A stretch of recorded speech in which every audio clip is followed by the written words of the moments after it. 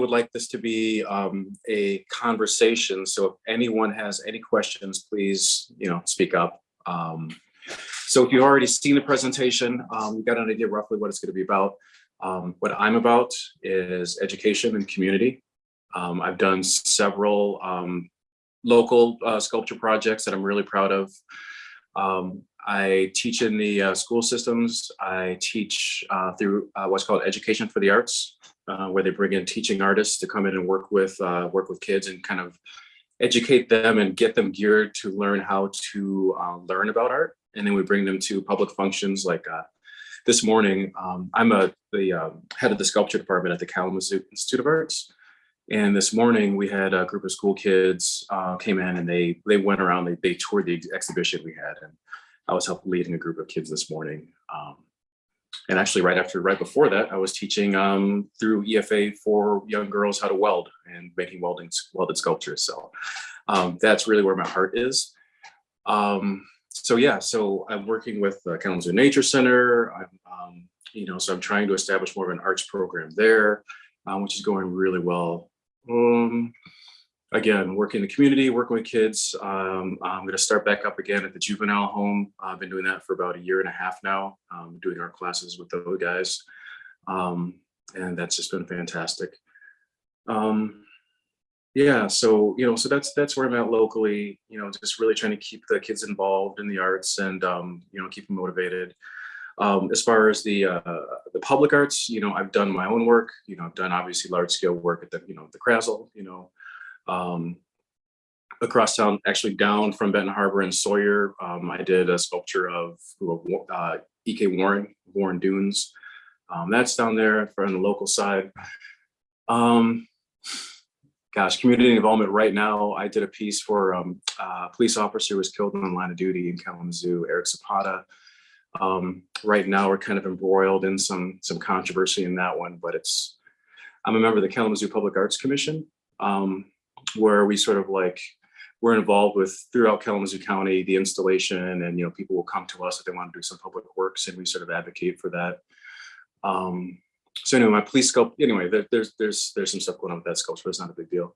And anyway, so as far as the installation goes, my history, I plan on contracting most of the large work out through Amrani and the Rob Blatt Amrani studio.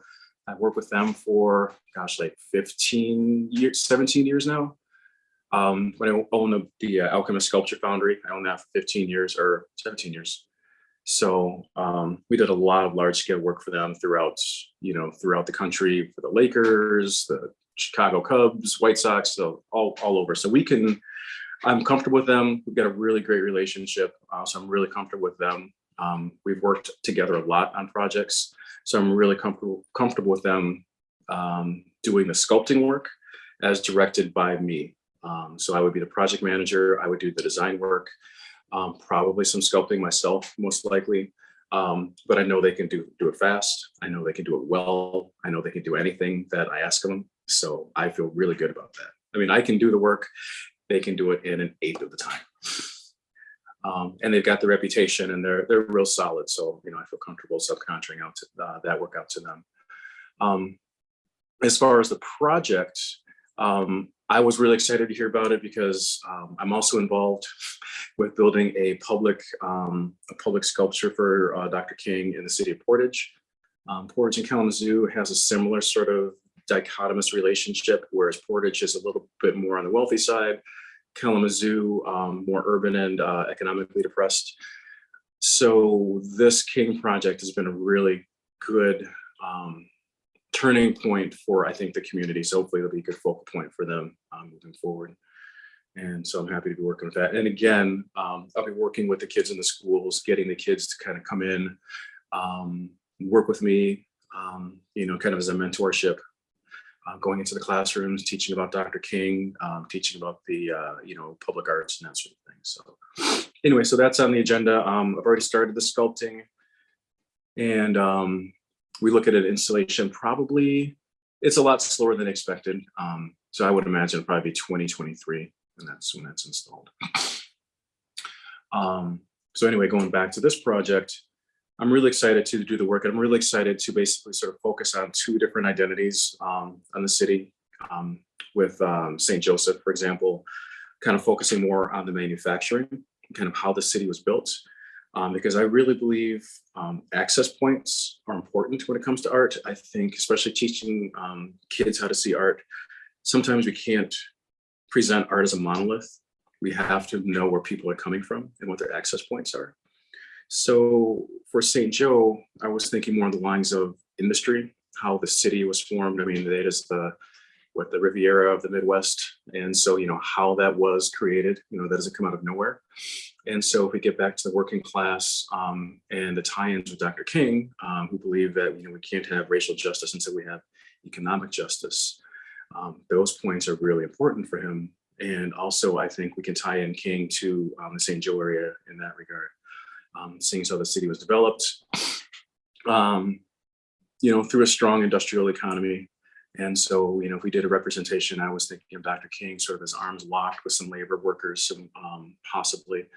That was kind of my main idea. Obviously, I'm very flexible, but I like the idea of him marching forward, his back to the lake, in the canal where all the industry had started, and moving forward, his vision locked towards Benton Harbor and, the whirlpool manufacturing. And so the idea of the racial justice, social justice, and the economic development of the area. On the flip side of that, in Benton Harbor, I would like to focus on community.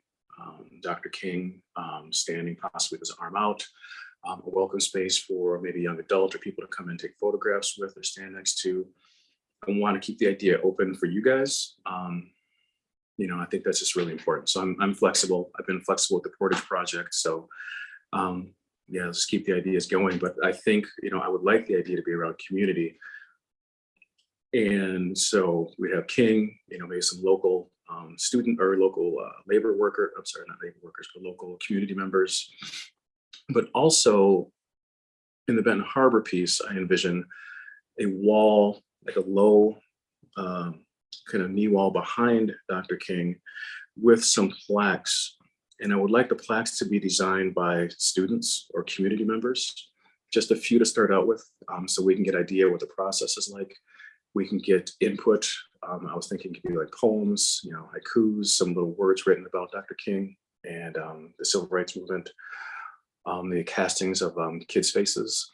I think the idea of a monument should be inclusive and mobile and evolving. So this way we get the kids involved, we get the community involved.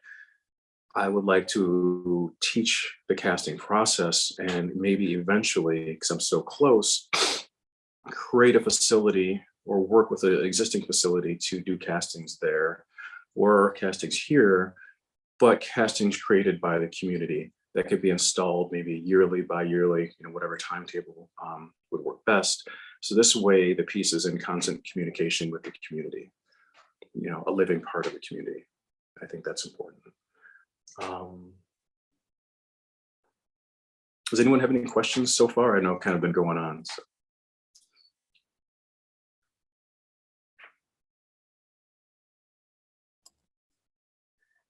I just think I'll comment or maybe add a little context based on the conversations we've had. I think this group might have heard Sharon talk about the two kings, and that idea was really based on the conversation that we had with you, Brent, about the two kings and one in each city, and your ideas about how to differentiate the two, which I think are really, really great and really intriguing.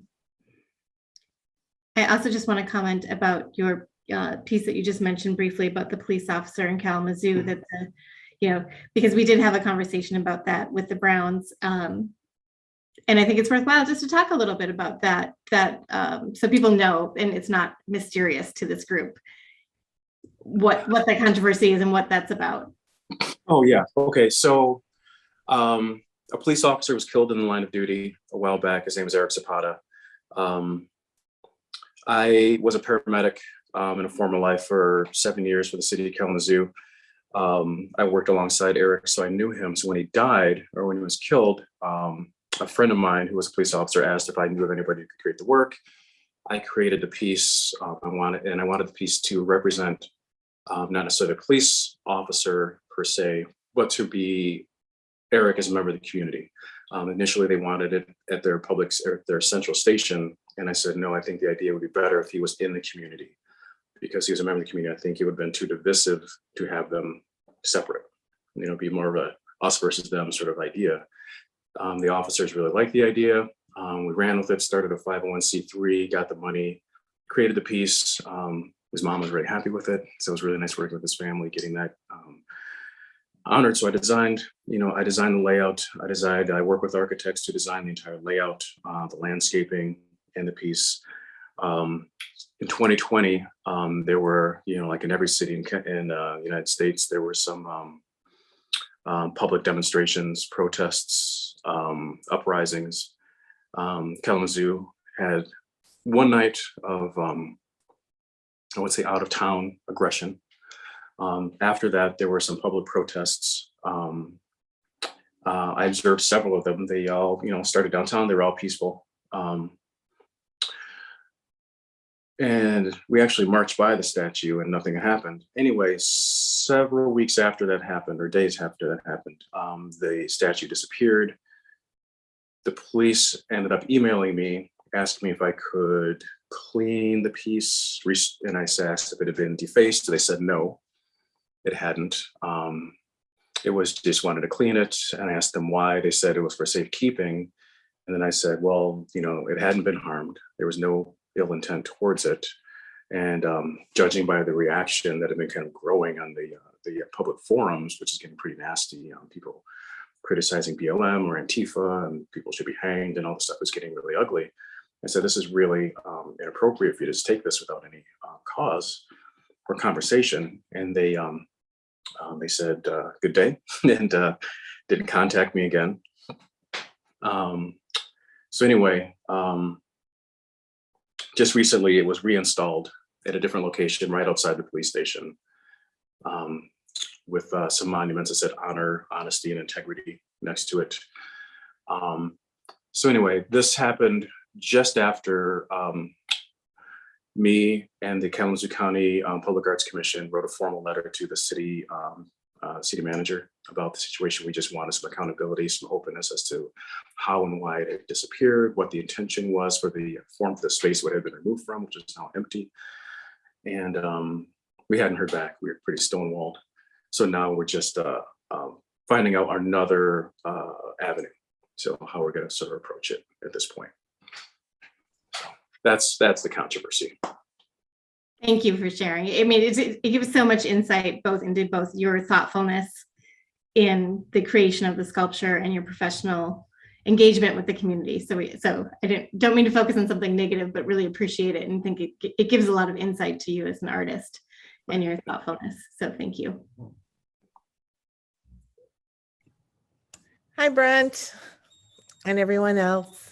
I'm just wondering if you could speak to how you might envision working with the community as we progress with this project. It's a little bit different where a lot of times you're given more firm parameters for a project as an artist. And so just can you speak a little to that process and what you're envisioning if you were to be selected? Sure. Yeah. I'd be more than happy to have plenty of these. This is fine. But physical in-person contact, I would, I'm right up the road. So I'd love to be involved with any community conversations. Any questions anyone might have, I've done the research on the area. I've done the research on the people. I've got a pretty strong history. So I'm open to all kinds of conversations. I think Dr. King's ideas are very broad. I think we have a lot of avenues to work with. I've got a lot of experience in the community, working in the community, so I'm comfortable. So I would say, Zoom meetings, in-person meetings, however that looks, I would be available.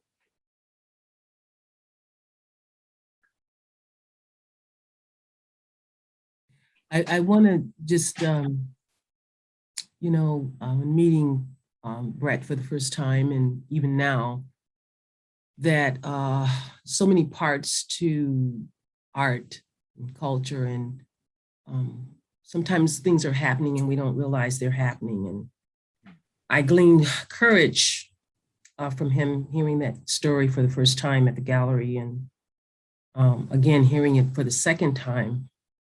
It's kind of a growed up story in a way, if I can say that, is that you either are mature enough to deal with life, the things that come, even when you try to do good.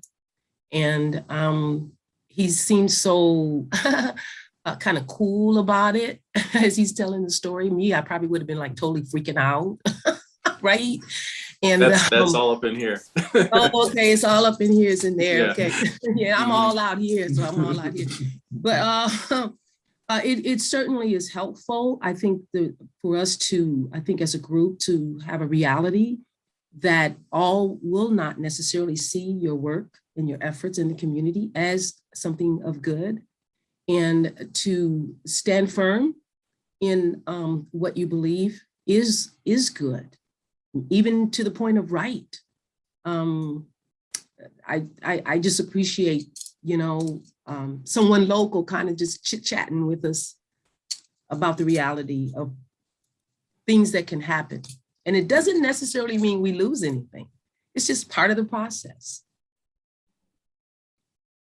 Yeah, I agree. And, public art it's different. Public art is different than gallery work. Artists, when you're in the public, like you said, when you're away from the work, it loses all context and you have no access to people once you leave that piece. They bring their history to that piece. They bring the cultural shift that has happened since it was created to that piece. So there's a lot of responsibility when it comes to creating public works. Yeah, and I understand that. And I think, working as a paramedic, working with police officers, even though I would say now, I think my attitude since then has changed. But honestly, the community has changed. The police department has changed. When I created that piece, I was extremely proud of the Kalamazoo Department of Public Safety. They were very progressive. They were very thoughtful. I thought, if we're going to need a public service, public safety service, then this is the epitome of it. We've had different police chiefs since. Things have changed. The culture has shifted dramatically since then. So having conversations about the restoration of this piece will be delicate. And I think being on, both sides of this issue culturally has been really helpful in how we communicate and how to go forward, not to be too bullheaded in necessarily what I want or my people want, try to look at the community as a whole. So I think I've been really cognizant of that. And this has been a really good experience, as heartbreaking as it has been. Let me ask you a question, and and you don't have to go full force with it, but maybe you can touch on it. And that is, what is your feel for the Twin Cities? What, as you've been, touring, talking to us, reading some stuff, and the grapevine, gossip, all of it. Mm-hmm. Mm-hmm. What is it? Where are you at with how you believe you could kind of put our story? I feel stories. Yeah. And I feel like, honestly, this has been a repetitive note that I've noticed my whole life, to be honest with you. Being Black, but growing up in the country, in a trailer park down a dirt road, mile in both directions, right? I'm used to being, an outsider, but also an insider, being an artist, but then leaving the arts and going into, EMS, the good old boy world of firefighters and police officers and that sort of thing. So I'm used to riding that line, so to speak. And so when I see, and like I said, loving Kalamazoo the way I do, I love this city deeply. And so a microcosm of what I see in Benton Harbor and St. Joe, I see repeated here with Portage and some of these other areas. So I'm used to that.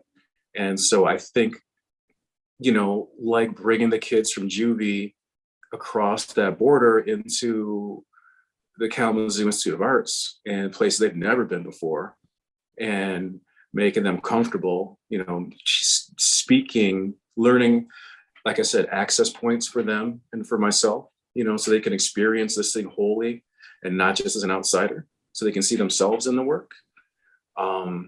That's been really important to me, and for people to see.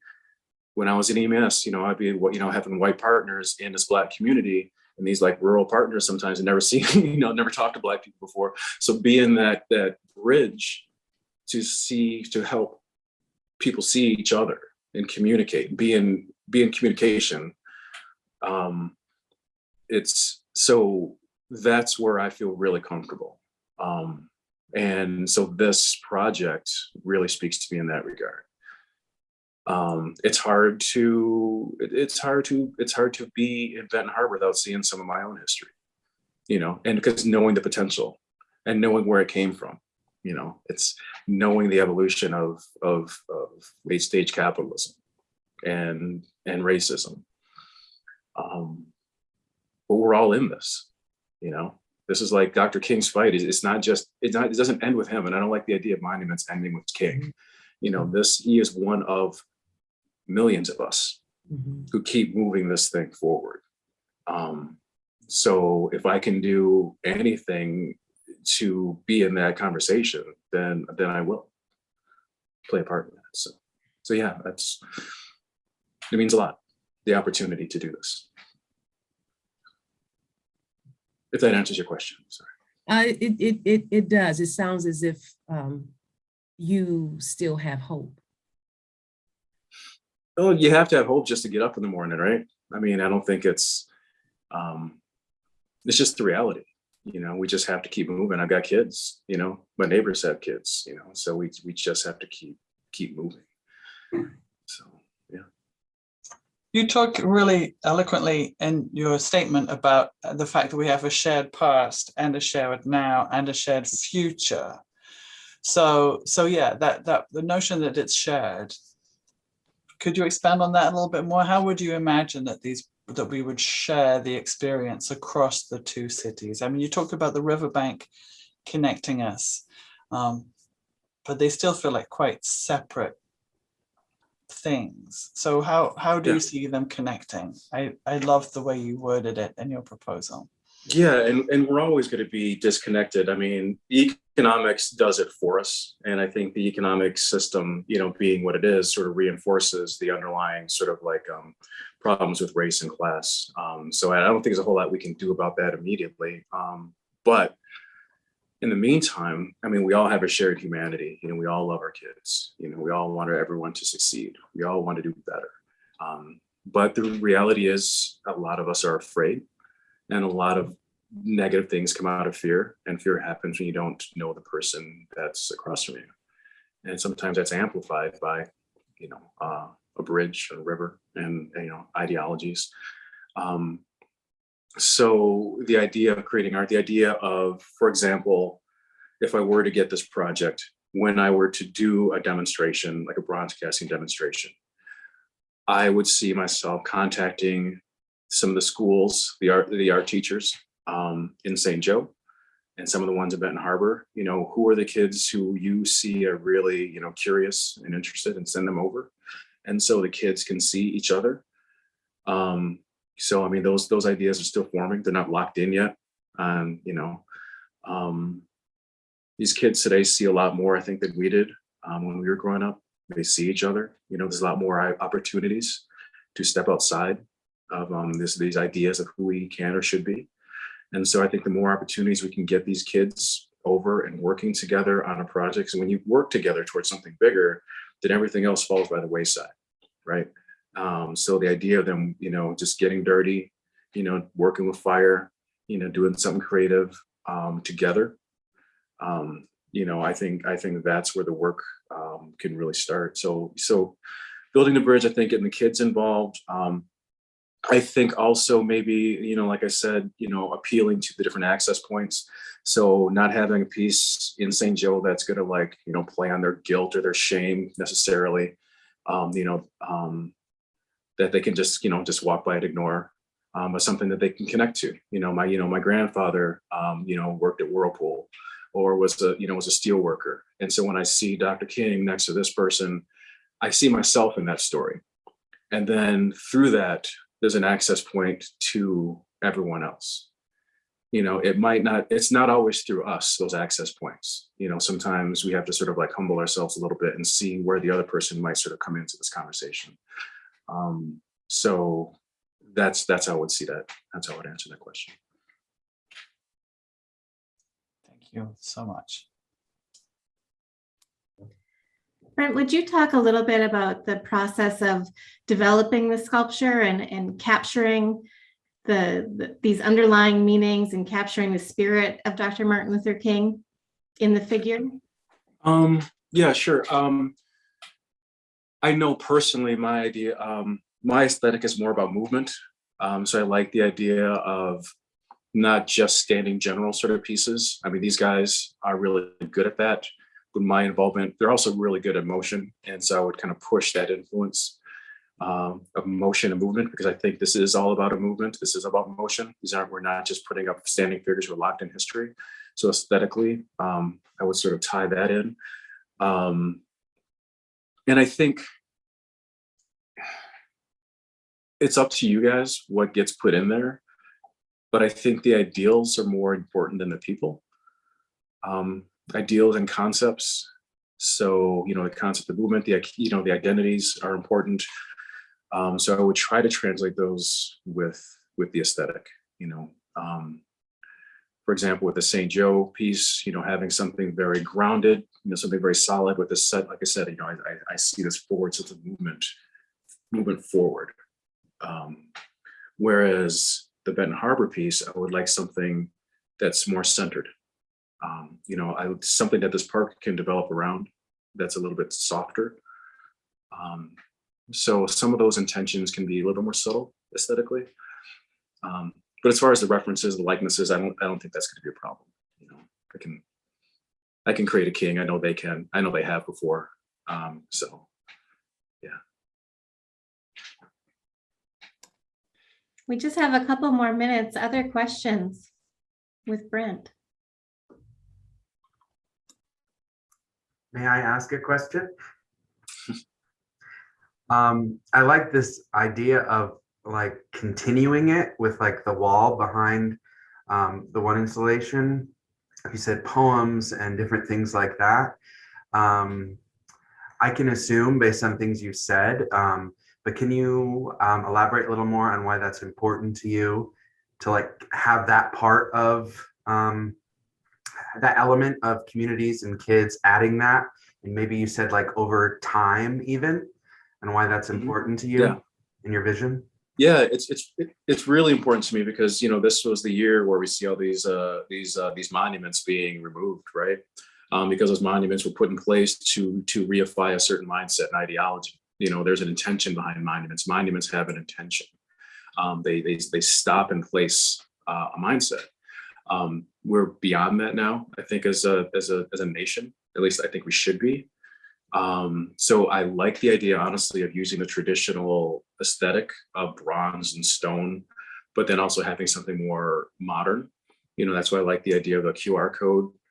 So like each piece having QR code embedded in it. So that way we can have someone in the community, or even I was thinking in the schools like the AV, some AV club, someone who's really into computers. That way it can all be approved, but then have the kids or the community decide what gets put into the history. It could be photos and videos of the history of the creation of the piece, history of each city, how they're created, where they came from, where they're going. And that could branch off to upcoming events. This piece in the park could be, what is going on? Are we having like a slam poetry event on Saturday? Are we having a farmer's market, Sunday morning? So different ways like you can touch base with this, and it will tell you about the past, the present, and the future. That creates a dynamism that also connects with technology. But also the idea of getting these kids involved in the creation, or the community involved in the creation. I mean, I've done casting more than half my life. I've got a small foundry, a portable foundry I can throw in the back of my truck. I can take it to places, and we can learn elements of casting or do public castings of this work. So that way the kids are learning skills. And if we can implement something where they can learn the skills to maybe like, we do some classes like once a month, we kind of come in, learn these techniques. and then create a mentorship where, some of the kids, the senior kids can teach some of the junior kids coming up about these methods, and it can be part of the arts program. So if I can start a casting program somewhere between those cities, and honestly, I've done some grant writing. I know some great grant writers to write something like that into this program to get this going in perpetuity. I think that'd be really great, because I think the community needs to be. Communities change, environments change, and this is for the people and by the people, and the people should be involved in being able to change these things. So yeah, it's important to me. Thank you. Real quick, Ms. Tammy, I want to say this to the group, but also to Brett as well. Something that as he been speaking and the questions have been coming, I'm reminded of one of the commissioners here in Benton Harbor that one night when we went before them to present, and he made comment to, you can put up all the monuments you want. He says, but if the heart and the minds of the people are not right, then they're just monuments. And so I'm saying this to the group as I'm being reminded of his words, is that perhaps when you speak of sometimes the ideas, the consciousness is more important than just focusing on the outer of people in themselves. And that is that I would love for these statues to prove him wrong, and that these statues would absolutely illuminate the heart and the mind of the people.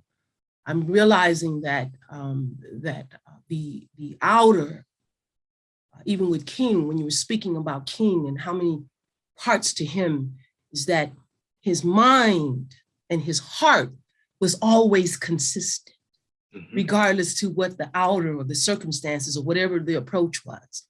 The mind and the heart was always consistent. And so I hope that these monuments can speak to this, about this group and others whom we represent, that our hearts and our minds, regardless to some of the crusty stuff on the outside, is always consistent, and that is justice, and that we believe that everyone has a right equally to that. Yeah, I 100% agree. I think, I believe in community. I believe in mutual aid. I think the crustiness around us will ebb and flow, and to count on that is it doesn't do ourselves justice. I think we need to take care of ourselves and work together as a community. That's where strength lies. That person can say whatever he wants. That's his right. But we don't have to be affected by that or dominated by that thought. And I think kids should realize that they don't have to be defined by people like that outside of themselves. We all need to be able to find that, which is like the idea of a living monument, something that moves, something that's not trying to define an area, and we do that. So, thank you. Brent, I just want to say thank you so much for sharing with us this evening. For your proposal, for coming out and meeting us. It's just been really great to hear from you tonight, to hear your voice, hear your thoughts. I can tell that you can see encouragement and agreement and a whole bunch of responses to your speaking. So thank you so much. And we will be in touch within the next week just to touch base about what's up next and what's happening with the project. So with that, I would just say thank you again and have a wonderful evening. We'll finally clap on mute for you. Thanks, everybody. Thank you. Appreciate this.